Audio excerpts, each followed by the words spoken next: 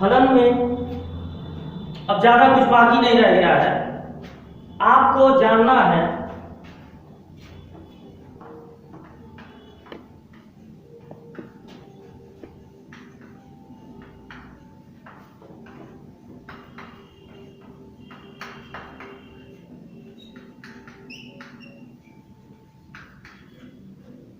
फलन का व्युत्क्रम या प्रतिलोम इनवर्स। फलन के इनवर्स का क्या मतलब होता है? सोचिए,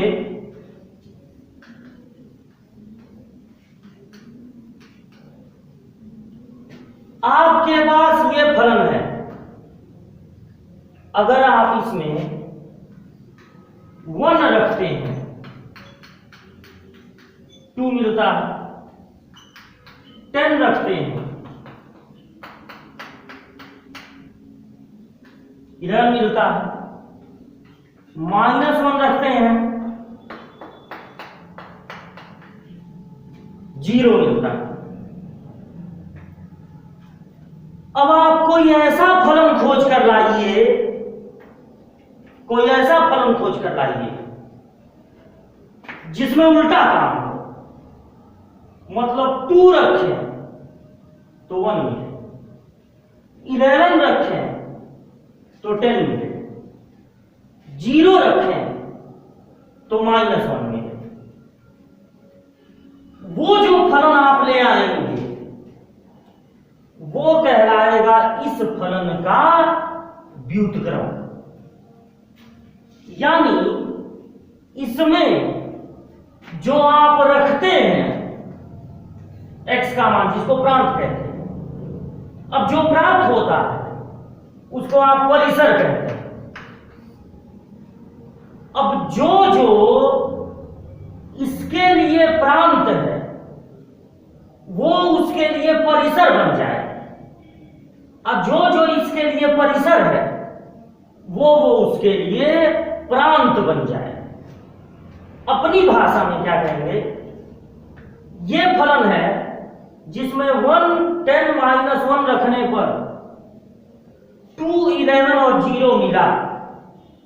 अब इस फलन का व्युत्क्रम वह फलन कहलाएगा जिसमें 2, 11 और 0 रखें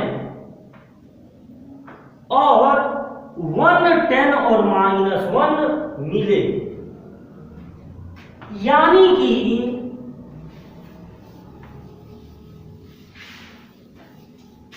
यदि एक फलन है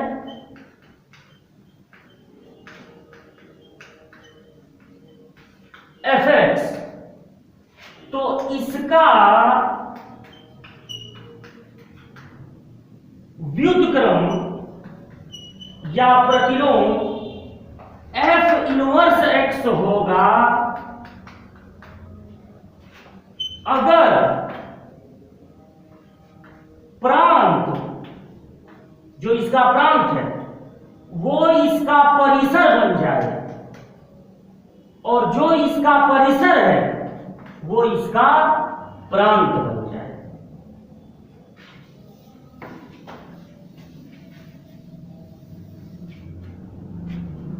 किसी फलन का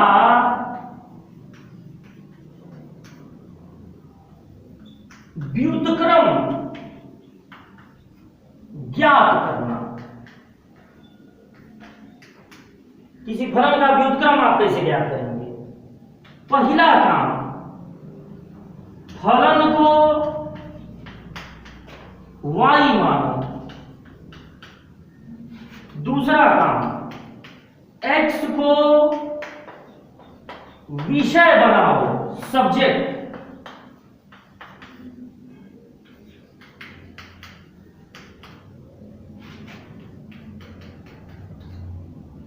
y के रूप में प्राप्त फलन ही इस फलन का इनवर्स होगा, f इनवर्स y होगा। अगर, चौथा पॉइंट, अगर f इनवर्स x चाहिए तो हर y को x बना दो। ये 4 पॉइंट है, आप नोट कर लेंगे वीडियो रोक के।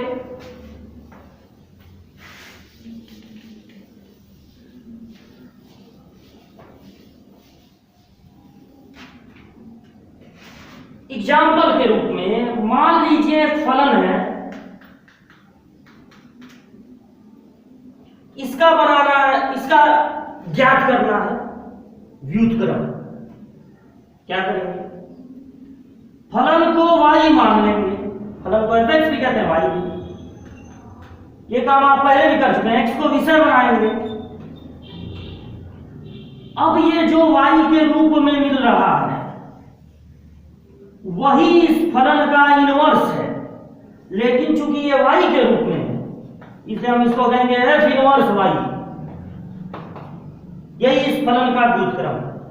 अगर आपको f इनवर्स x ही चाहिए, fx का व्युत्क्रम f इनवर्स x, तो हर y की जगह, एक ही जगह है y, किसी किसी में दो जगह होगा, तीन जगह होगा, आप हर y की जगह x लिख देंगे। यानी अगर फलन है x + 1 तो उसका व्युत्क्रम होगा x - 1। आप इसको यह भी नहीं याद कर सकते हैं कि बस, अगर आपको ऐसा लग रहा हो कि बस बीच वाला चिन्ह बदल गया, हर बार ऐसा नहीं होगा। वो जब आप प्रोसेस से निकालेंगे अलग अलग फलनों का अलग अलग आएगा। तो x + 1 का व्युत्क्रम है x - 1। चेक कर लिया जाए, अगर आप इसमें 1 रखेंगे तो 2 मिलेगा, 10 रखेंगे 11 मिलेगा। अब आप अगर इसमें 2 रखते हैं तब 1 मिलेगा, और जब 11 रखेंगे 11 में से घट जाएगा तब आपको 10 मिलेगा। तो देखिए क्या हुआ, इसमें 1 और 10 रखने पर क्रमशः 2 और 11 मिला, और इसमें 2 और 11 रखने पर क्रमशः 1 और 10 मिला। इसलिए ये फलन इस फलन का व्युत्क्रम है।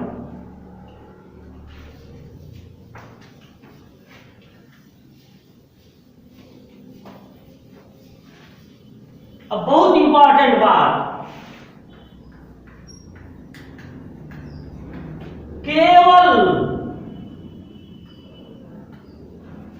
वे ही फलन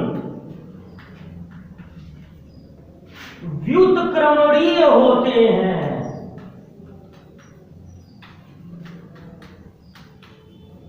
मतलब केवल उन्हीं फलनों का व्युत्क्रम संभव है, केवल वे ही फलन व्युत्क्रमणीय होते हैं जो एकेकी आच्छादक हो।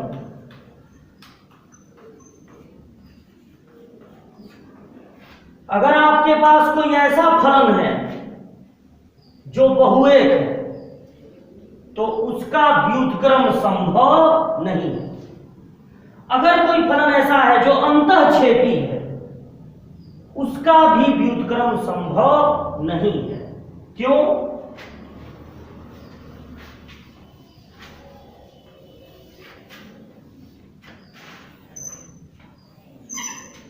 मान लीजिए बहुएक है, 1 का तीर 5 पे, 2 का तीर 7 पे, 3 का तीर भी 7 पे, ये हो गया बहुएक।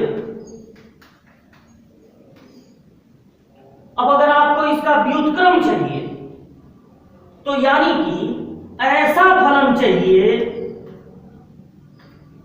व्युत्क्रम अगर चाहिए तो यानी क्या चाहिए, ऐसा फलन जिसमें 7 रखने पर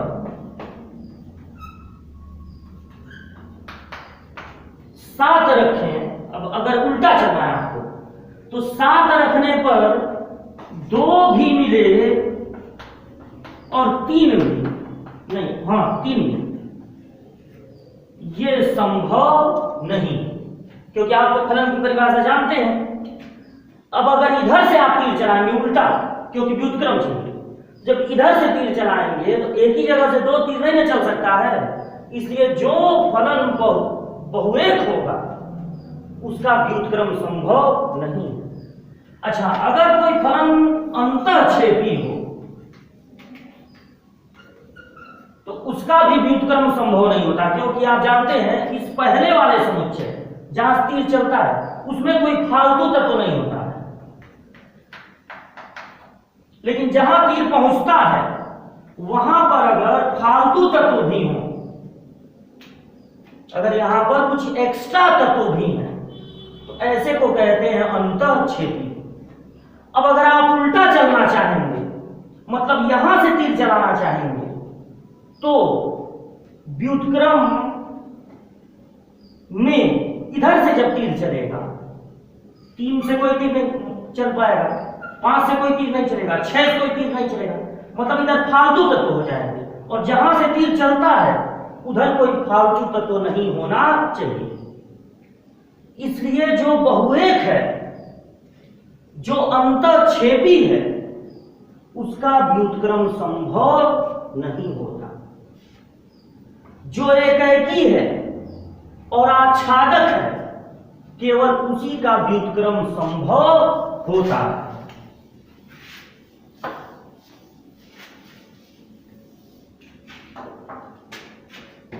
टाइप सी का 4 क्वेश्चन हम लोग बना चुके थे। 5वां, इसमें एक फलन दिया है,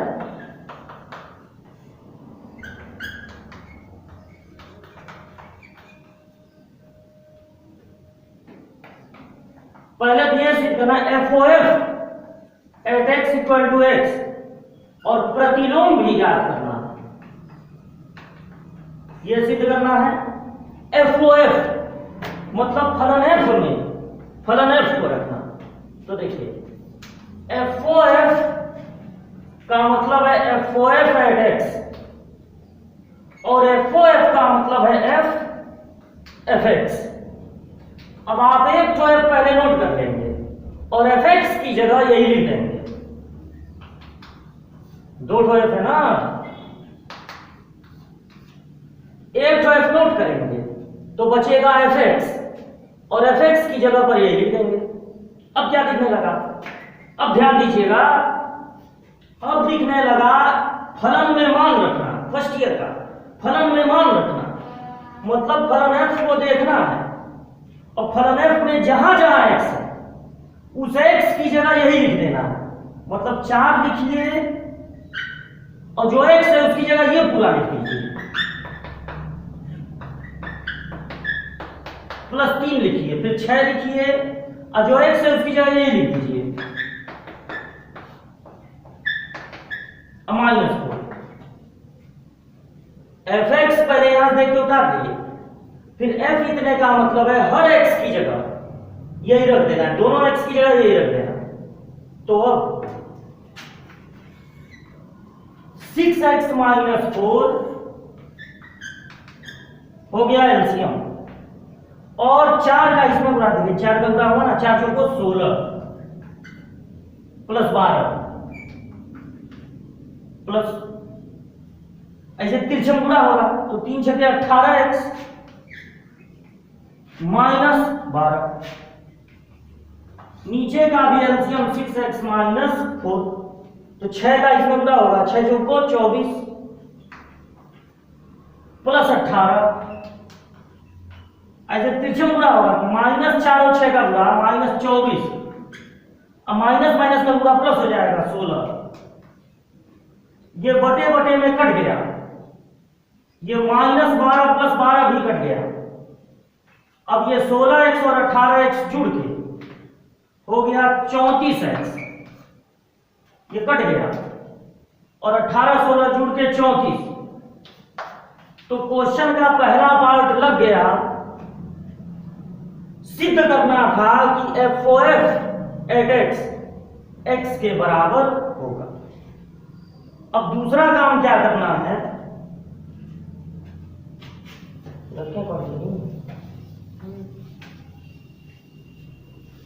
अब दूसरा काम क्या करना है, प्रतिलोम ज्ञात करना है। तो देखिए फलन को y मानेंगे और x को विषय बनाएंगे। इसको पहले इधर भेज दीजिए, y से गुणा हो जाएगा।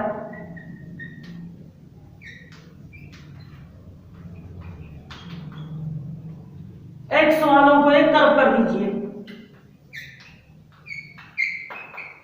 बिना x वालों को दूसरे तरफ। इनमें से x कॉमन ले लीजिए, 2 भी कॉमन ले सकते हैं।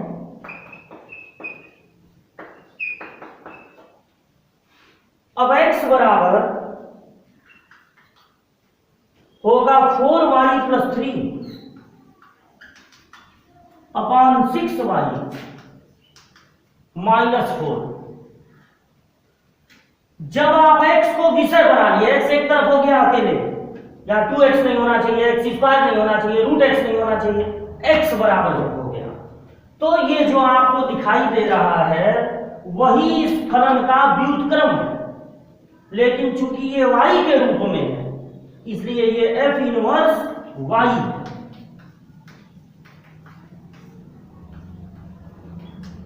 अब आप f इनवर्स x लिखिए तो हर वाली की जगह x बना देंगे, वो कोई जरूरी नहीं। यही आपका हो गया सेकंड पार्ट का आंसर, यही हो गया इस फलन का प्रतिलोम।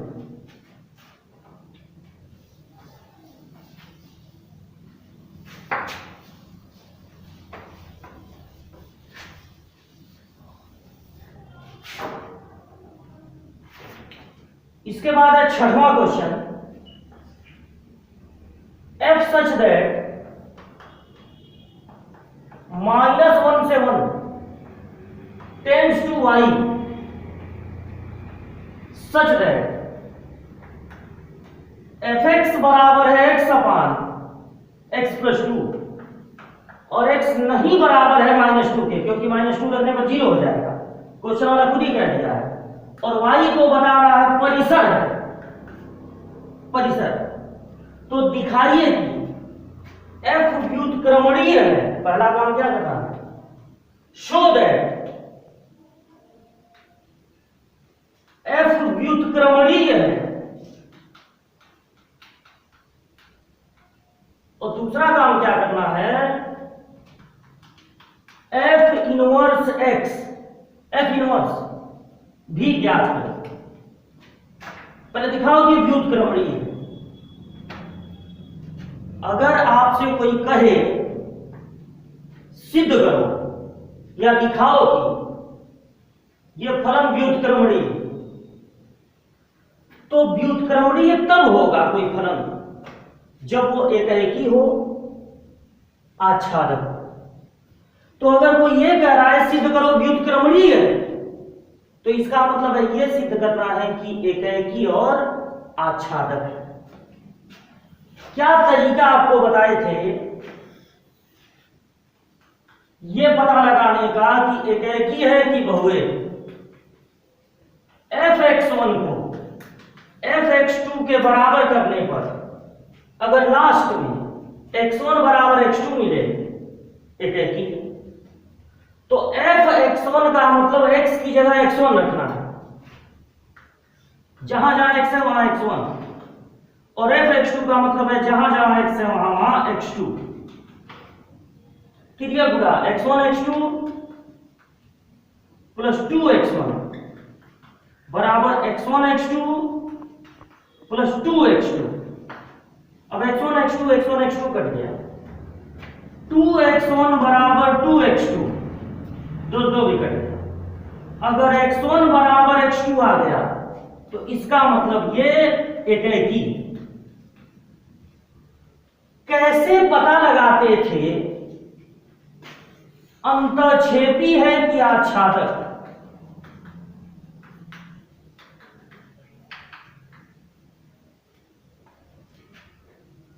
ये जो क्वेश्चन है, अब देखिए अंतःक्षेपी आच्छादक आप किस में पता लगाते थे? नेचुरल नंबर से नेचुरल नंबर, रियल नंबर से रियल नंबर। अब देखिए एक बात ध्यान दीजिए, यहां पर अंक दिया है, यहां कर दिया y, और मतलब ये कि -1 से 1 तक की चीजें रखनी है, -1 से 1 तक की चीजें रखनी है, और जो आएगा वही परिसर होगा। मतलब ये एक तरीका ये होता है कि आप यहां कुछ लिख दें, यहां कुछ लिख दें, और 1 रखें, देखें क्या है, 2 रखें, देखें क्या है। तो हो सकता है कुछ चीजें बच जाएं। लेकिन अगर आप ऐसा काम करते हैं कि आप इसको भरे, इसमें कुछ लिखे, अब आप जब 1 रखे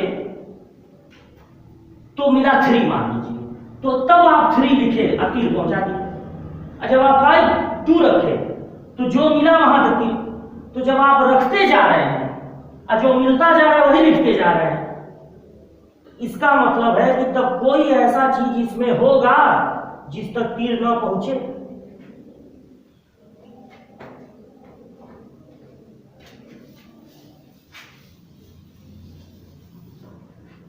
एक पिक्चर देखे होंगे आप, शायद वेलकम में, उसमें एक अंधा आदमी रहता है। तो सब लोग समझ नहीं पाते हैं कि आदमी तो अंधा है, और इस तरह से वो टारगेट हिट करता है, और देखते हैं लोग कि पहले जितना भी लगा हुआ हर जगह एकदम सेंटर में टारगेट हिट है, कि अंधा आदमी कैसे इतना सेंटर में मार दिया। तो बाद में ये पता चलता है कि पहले वो कहीं भी तीर ऐसे मार देता है, और जहां तीर मारता है वहीं सब ले जाके उसको लटका देते हैं। तो इस हिसाब से अगर जहां तीर मारो वहीं जाके वो लटका दिया जाए, यही बीच में छेद है वहीं लटका दिया जाए, तब तो हर आदमी यही समझेगा कि जो निशाना लगा रहा है उसका निशाना एकदम अचूक है।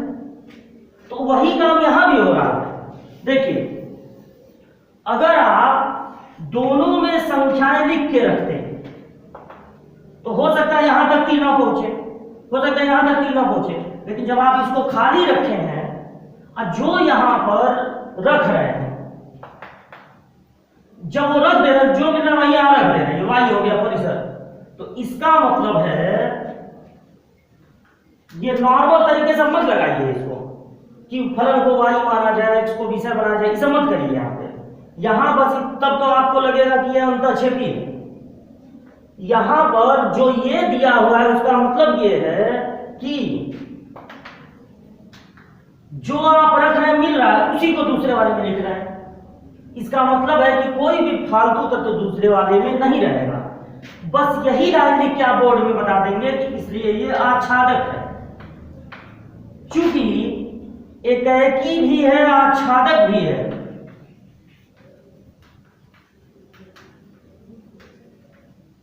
इसलिए यह फलन व्युत्क्रमणीय है। तो अगर कहे सिद्ध करो व्युत्क्रमणीय है, तो इसका मतलब है कि यह सिद्ध करना है कि एकाएकी और आच्छादक है। अब एफ इनवर्स कैसे ज्ञात होगा? फलन को y मान लेंगे, फलन को y मान लेंगे, x को विषय बनाना है, पहले इसको इधर भेजिए, y का गुणा दोनों में,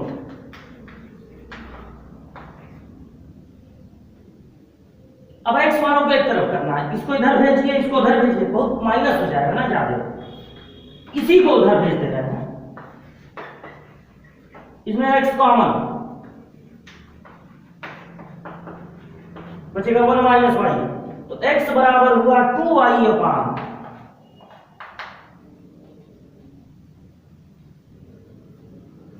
1 माइनस वाई।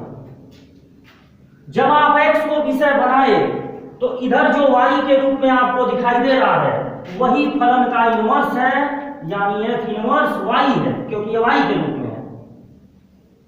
अगर आप f इनवर्स x निकालना चाहते हैं, ये भी आंसर में लिख सकते हैं, तो जहां जहां y है वहां वहां आपको कर देना है x।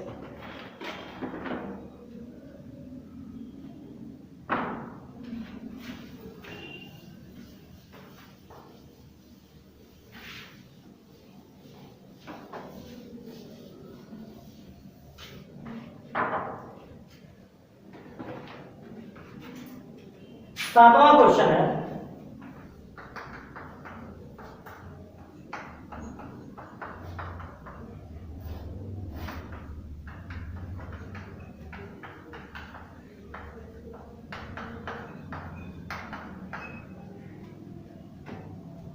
पहला चीज सिद्ध करना है कि f व्युत्क्रमणीय है,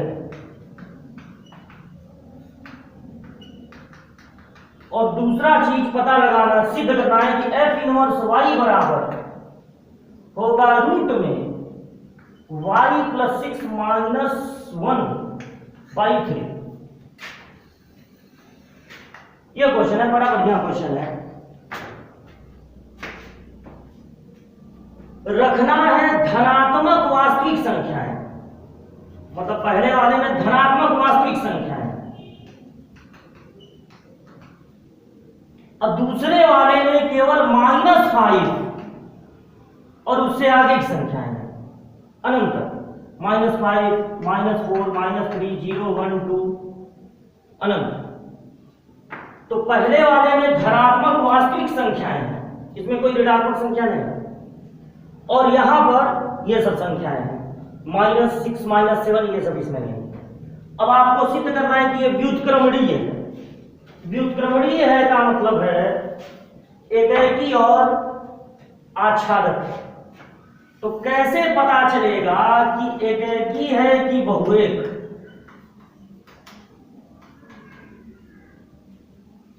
fx1 को fx2 के बराबर करने पर अगर x1 बराबर x2 मिले तब इसका मतलब ये एकेकी। fx1 का मतलब होगा हर x की जगह x1 रखना,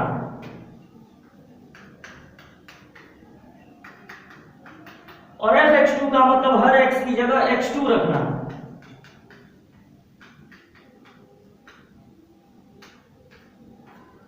-5 ही है ना क्वेश्चन में, -5।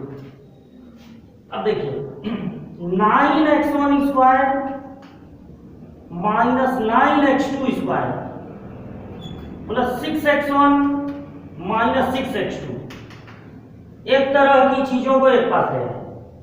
9 कॉमन तो बचेगा x1 square -x2 square, 6 common तो बचेगा x1 -x2। इसको लिख सकते हैं एक ब्रैकेट में a प्लस बी, एक ब्रैकेट में a माइनस बी।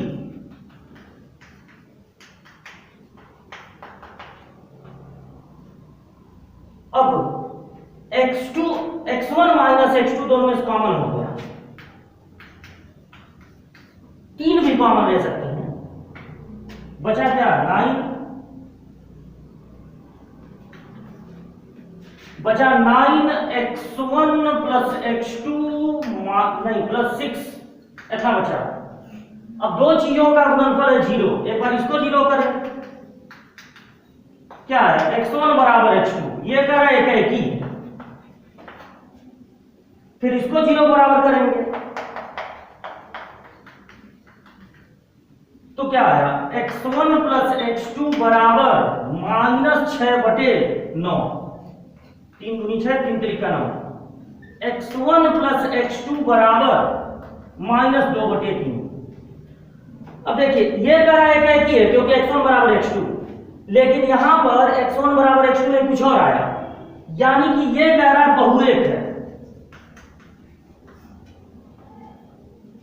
अगर एक कहे कि एकेकी है और एक कहे कि बहुएक है तो क्या माना जाएगा? बहुएक।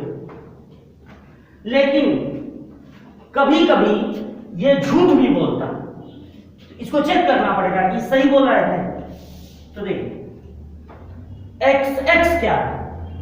x का मतलब प्रांत, मतलब वे संख्याएं जिनको आप फलन में रखते हैं।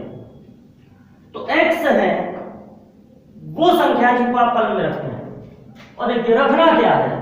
धनात्मक पूर्णांक, धनात्मक वास्तविक संख्या, सॉरी धनात्मक वास्तविक संख्या है। तो ये बताइए दो धनात्मक संख्याएं अगर जुड़े कभी ऋणात्मक आ सकता है? नहीं, चूंकि x1 x2 दोनों ही धनात्मक वास्तविक संख्याएं हैं, इसलिए यह संभव नहीं है। तो यानी कि ये संभव नहीं, इसको नहीं देखना है। फिर किसको देखना है? इसको। इसका मतलब ये फलन कैसा है? एकेकी। एकीकृत हो गया। अब क्या सिद्ध करना होगा कि आच्छादक है। अब सिद्ध करना है कि आच्छादक है। यह पता लगाने के लिए कि अंतःछेदी है कि आच्छादक, एक क्या करते हैं, फलन को मानेंगे y और x को बनाना है b से। अब यहां पर थोड़ी समस्या है। समस्या यह है, अभी तक ऐसा कोई द्विघात नहीं मिला था हम लोगों को। अभी तक जितना भी क्वेश्चन लगा है ऐसा द्विघात नहीं मिला था। तो द्विघात वाला बड़े ध्यान से समझ लीजिए, द्विघात वाला समझिए।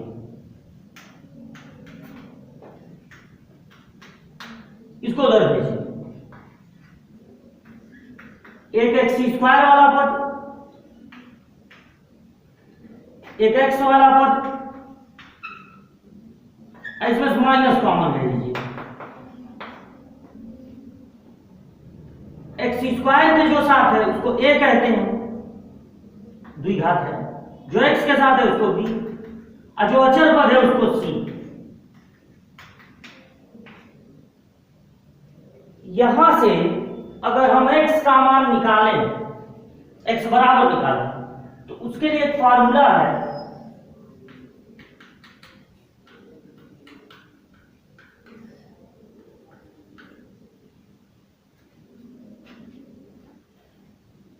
Minus B plus minus root में B square minus 4ac upon 2।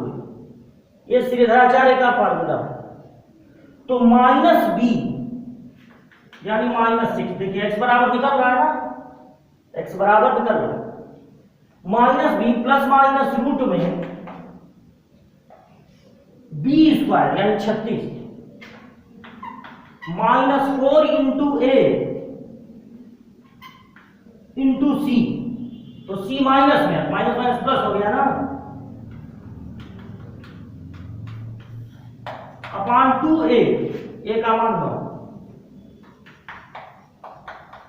36 और 9 चौक को 36, 36 को बाहर निकालेंगे 6 हो जाएगा।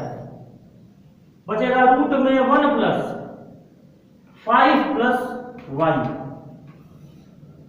बराबर 18 बटे 18, 6 कॉमन, -1 प्लस माइनस रूट में y प्लस 6 अपान 18, 6 त्रिक 18। दो मान प्राप्त हुआ, एक तो -1 प्लस माइनस रूट में y प्लस 6 अपान 3। एक बार प्लस ले लेंगे, एक बार माइनस ले लेंगे। तो -1 माइनस रूट में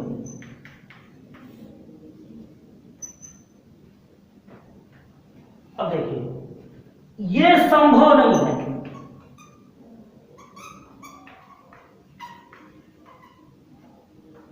ये संभव नहीं। क्यों नहीं संभव है? क्योंकि ये पूरी तरह से देखिए माइनस में, और ये x का मान है, और x कैसा होना है, x मतलब प्रांत जो मान रख रहे हैं, x होना चाहिए धनात्मक वास्तविक संख्या, यानी ये संभव नहीं। अब देखिए क्या होगा, x बराबर आया -1 प्लस, या प्लस वाला पहले लिख देना है, रूट में y प्लस 6 -1 अपान 3। जब हमें पता लगाना होता है कि अंतःछेदी है कि आच्छादक, तो हम पहले फलन को y मानते हैं, x को विषय बनाते हैं, और फिर देखते हैं y के बारे में, सोचते हैं y के बारे में कि y का मान ये सब संख्याएं हो सकती हैं कि नहीं। तो देखिए -5 हम यहां लिख सकते हैं, और -5 से बड़ी संख्याएं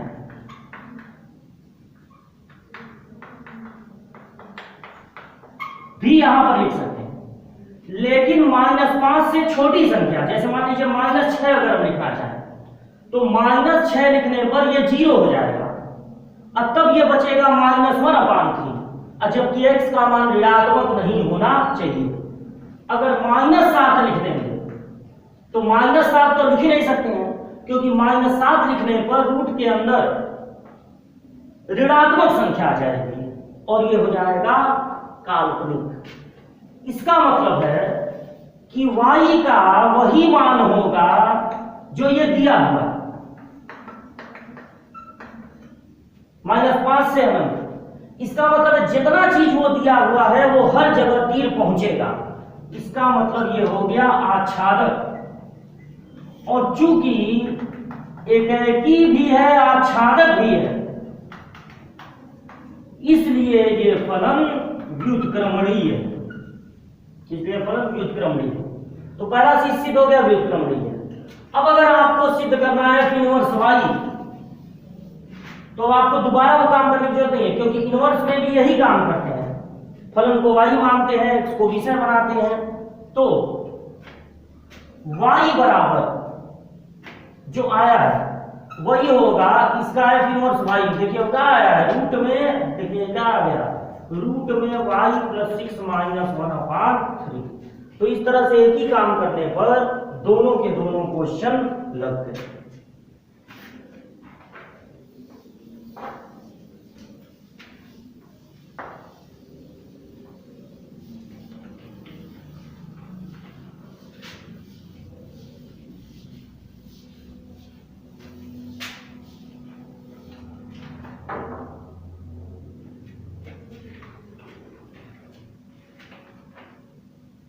दो तीन क्वेश्चन और बचे हुए हैं।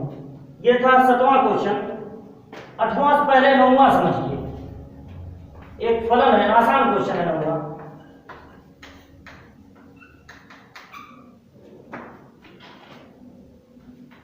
f such that r में से निकाल दीजिए -4/3 2r।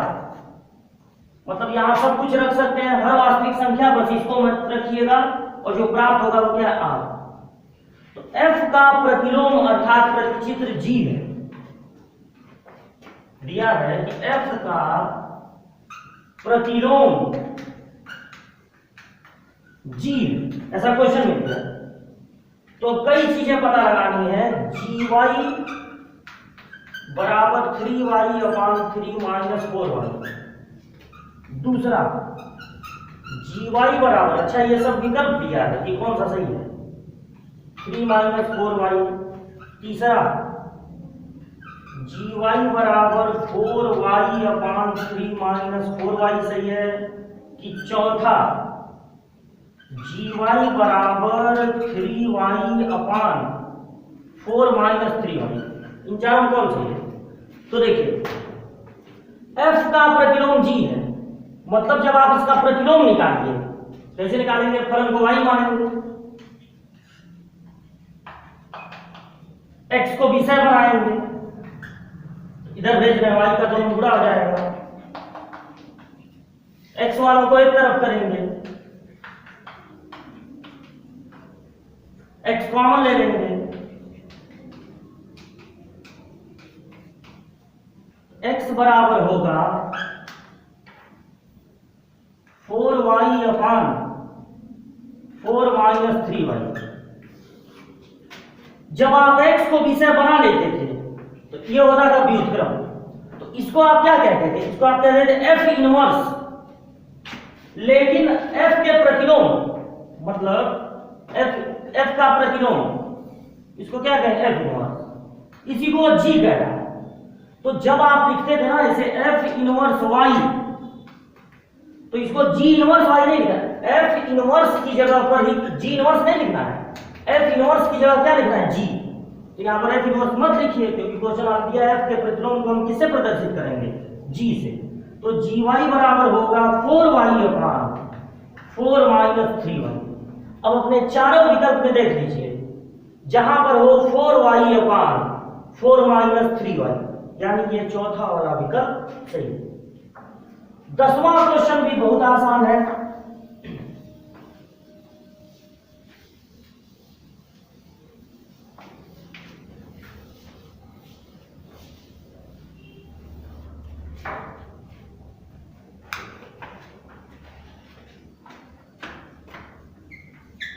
तो 10वां क्वेश्चन है f such that r to r F x बराबर है एक्स स्क्वायर प्लस 1, तो F inverse -5, F inverse 26, F inverse 1037 निकालना, इनवर्स में निकालना। तो आप फलन को y मानिए, 1 को इधर भेजिए क्योंकि x को विषय बनाना है ना। अब ये हो गया F inverse y,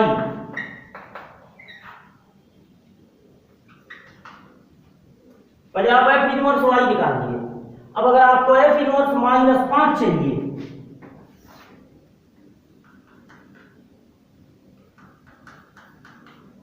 F inverse -5 चाहिए तो y की जगह -5 रख देंगे, तो रूट में -6, ये हो जा रहा है काल्पनिक।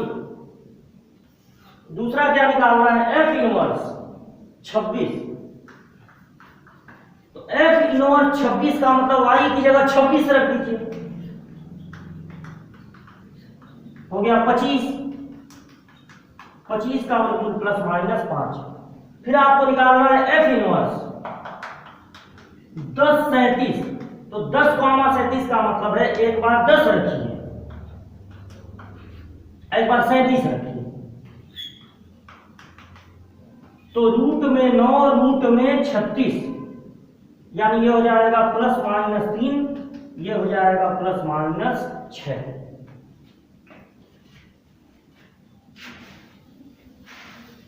तो ये चारों आंसर में लिख देंगे ±3 ±6।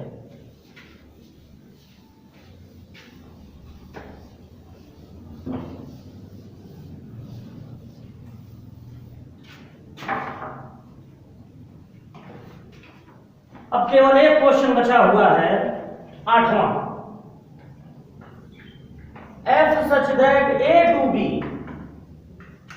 व्युत्क्रमणीय है, ऐसा क्वेश्चन में दिया है। सिद्ध कीजिए